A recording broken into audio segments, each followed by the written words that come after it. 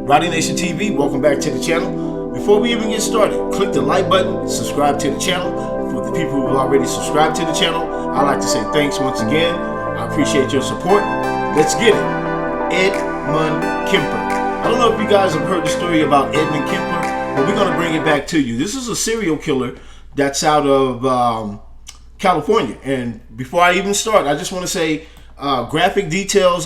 This is a warning for anybody who this has some graphic information inside this video right here, so if you're a little skittish, you might not want to listen to this. But if you want to know about some of the serial killers that were creeping around our area in California during this time, serial killer Edmund Kemper killed 6 young women in the Santa Cruz, California area, several members of his family. Now, Edmund Kemper, at age 15, killed both his grandparents to see what it felt like. Upon release, he drifted back and forth, picking up and releasing female hitchhikers, but soon he stopped letting them go, killing 6 young women in the Santa Cruz, California area in the 1970s. In 1973, he killed his mother and her friend before turning himself in. Now, Kemper's early life, he was born on December 18th, 1948 in Burbank, California, the middle child of E and Cornell Kemper. After his parents divorced in 1957, he moved with his mother and 2 sisters to Montana. Kemper had a difficult relationship with his alcoholic mother, as she was very critical of him and he blamed her for all his problems. When he was 10 years old, she forced him to live in the basement away from his sisters because she feared that, he might do something, he might harm them in some way. So she made him live in the basement, and that's at the age of 10 years old. Now, signs of trouble began to emerge early. Kemper had dark fantasy life, sometimes dreaming about killing his mother. He cut off the heads of his sister's dolls and even coerced the girls into playing a game he called Gas Chamber, in which he had them blindfold him, lead him to a chair where he pretended to shake uncontrollably in agony until he played like he died. Now, his first victims were the family cats. At 10, he buried one of them alive, and the second, at age 13, Kemper slaughtered with a knife. Now, he went to live with his father for a time, but ended up back with his mother.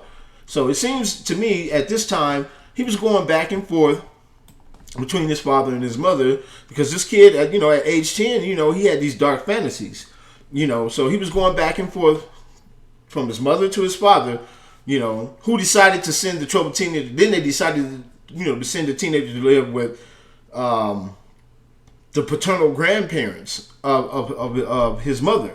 So Kemper hated living on his grandparents' farm. Before going to North Fork, he had already began learning about firearms, but his grandparents took away his rifle after he killed several birds and other small animals. On August 27, 1964, Kemper finally turned his building rage on his grandparents. The 15-year-old shot his grandmother in the kitchen after an argument. And when his grandfather returned home, Kemper went outside and shot him by his car and then hid the body. Now, this guy, at age 15, fantasies had grown so out of control that he turned to rage against his grandmother and grandfather at age 15. Now, afterward, he called his mother and told her what he did, and she told him to call the police and tell them what happened. Can you imagine being, one of your kids to call you and tell you that they killed your mother and father? Can you imagine that phone call? Kemper would say that he shot his grandmother to see what it felt like. He added that he killed his grandfather so that the man wouldn't have to find out that his wife had been murdered. Now, for his crimes, Kemper was handed over to the California Youth Authority. He underwent a variety of tests, which is determined that he had a very high IQ, but also suffered from paranoid schizophrenia. Kemper was eventually sent to Atascadero State Hospital, a maximum security facility for mental ill convicts. Now, when they said this guy had a very high IQ, his IQ was, I read some more information, it was rated at 136. And for anybody who knows that there's only a select few people in the world whose IQ are over 130. They say that the average IQ is between, I believe, between 85 and 100 or something like that. Now, if you're under 70, you might have some problems. So, in 1969, Kemper was released at the age of 21, despite his prison doctor's recommendation that he does not live with his mother because of her past abuse and his psychological issues involving her. He rejoined her in Santa Cruz, California anyway, right? Now, this is not going to be good. Where she had moved after ending her third marriage to take a job with the University of California. While there, Kemper attended community college for a time and worked a variety of jobs, eventually finding employment with the Department of Transportation in 1971. Kemper had applied to become a state trooper, but he was rejected because of his size. He weighed around 300 pounds and was 6 feet 9 inches tall, which led to his nickname Big Ed. However, he did hang around some of the Santa Cruz police officers. One gave him a training school badge and handcuffs. That can't be good, right, people? You're going to give this guy some... who does that, right? While another let him borrow a gun. Now, this guy's not a police officer. He's just hanging around with him. And he done got so buddy-buddy with these people, they gave him a training badge and handcuffs and a gun. To me right now, people, I'm just like, wow, that's unbelievable, right? The same year he began working for the Highway Department, Kemper was hit by a car while on his motorcycle. His arm was badly injured and he received a $15,000 settlement in the civil suit he filed against the car's driver. Now listen here, people. I've read some other... This story right here is not give you all the information. But this guy, even when he had got hit on that motorcycle and his arm was messed up, he was still killing... He was killing people. Matter of fact, he had killed somebody.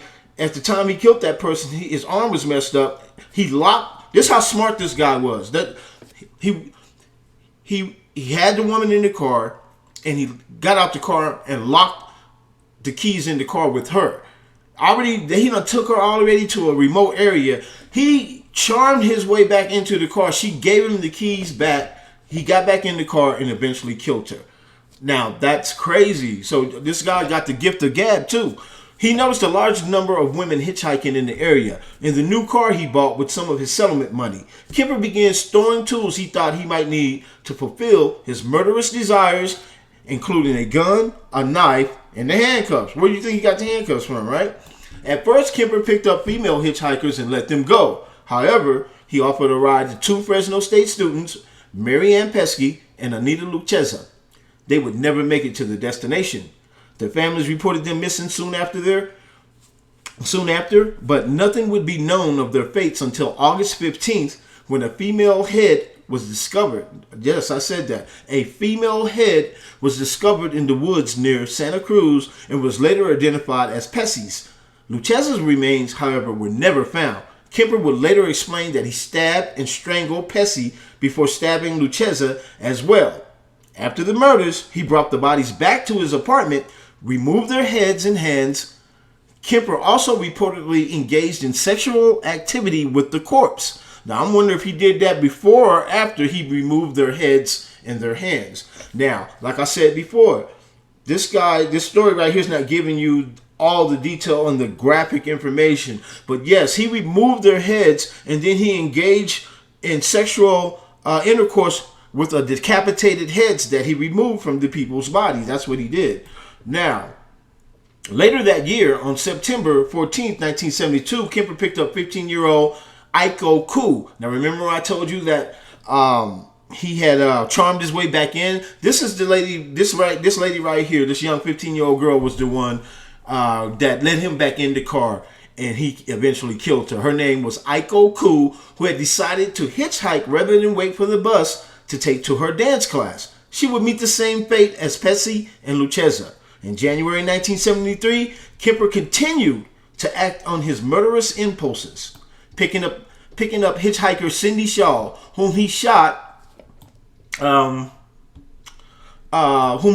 killed while his mother was out. Kemper went to her home, hid Shaw's body in his room. He dismembered her corpse there the following day and threw parts of her body in the ocean. Several parts were later discovered when they washed up on shore. He buried her head in his mother's backyard. Now, on February 5th, 1973, Kemper used a campus parking sticker his mother had given him to facilitate a double murder. He drove to the university where he offered a ride to 2 students, Rosalind Thorpe and Alice Liu. Shortly after picking them up, he shot the two women, then drove past the campus security gates with two mortally wounded women in his car. After the murders, Kemper decapitated his two victims, and like I said before, he did the same thing to these victims, dismembered these victims and removed the bullets from their heads and disposed of their parts in different locations, after he had sexual intercourse with their heads and their corpses. In March, some of Thorpe's and Liu's remains were discovered by hikers near Highway 1 in San Mateo County. At the time of Kemper's murders, two other serial killers, John Lindley Fraser and Herbert Mullins, were also perpetrating their own crimes in the area, resulting in Santa Cruz receiving the anonymous nickname, the murder capital of the world. Now, for Kemper's part, he was dubbed the co-ed killer and the co-ed butcher.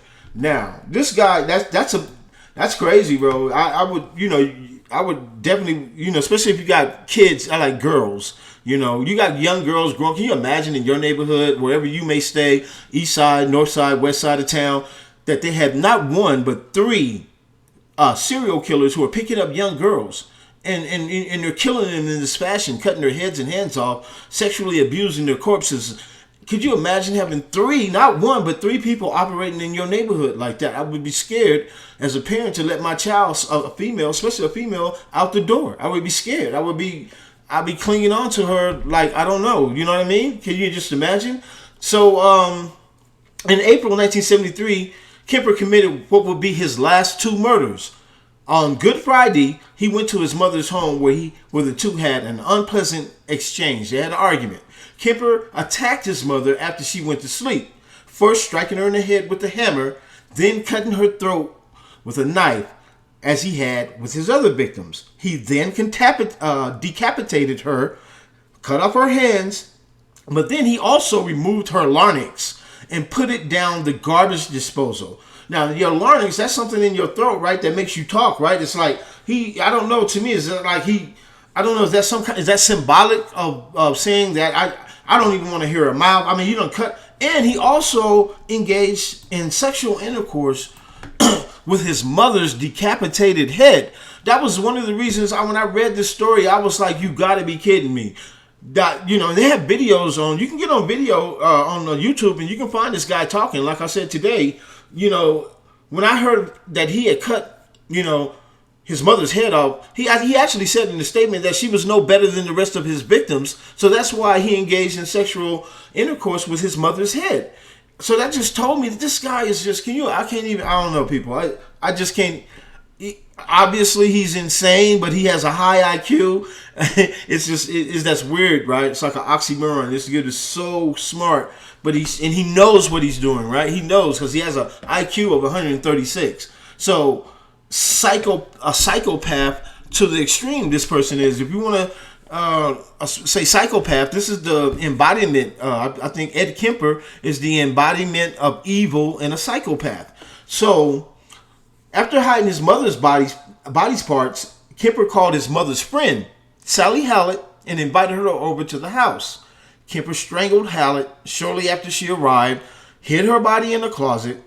Then Kemper fled the area the next day, driving east until he reached Pueblo, Colorado, where on April 23rd, he made a call to the Santa Cruz Police Department to confess his crimes. At first, they did not believe the guy they knew as Big Ed was a killer. But during subsequent interrogations, he would lead them all to the evidence they needed to prove that he was, in fact, the infamous co-ed killer. Now, the police didn't even want to believe that this guy, that's how smart this guy. That's why, evil don't look like evil you would think evil would look. Evil come in so many different faces. That's why we got to be really smart. Teach your kids, teach your young girls to be really smart of who they deal with. And people may throw them compliments their way, and to make you have to keep young girl and the young men, with the violence and stuff. We just as people have to be really smart in today's world, right? Now, charged with 8 counts of first-degree murder, Kemper went on trial for his crimes in October 1973. He was found guilty of all the charges in early November. When asked by the judge what he thought his punishment should be, Kemper said that he should be tortured to death. And I definitely agree with you, Mr. Kemper. I think that you should be tortured to death. But instead, he received 8 concurrent life sentences. At present, Kemper is serving his time at California Medical Facility in Vacaville. Now, I agree with Mr. Kemper when he said that he should be tortured to death. I don't think we should spend one more dime of taxpayers' money on Mr. Kemper. Now, and my question to you people who are listening, who made it this far in the video, I just want to know, what do you think about the death penalty? Do you think that the death penalty, I was kind of conflicted, even though it's dealt out disproportionately to the minorities, but there are some people who just don't deserve to walk or live amongst us. And I believe that Ed Kemper is a #1 candidate for the death penalty. And I would have no problem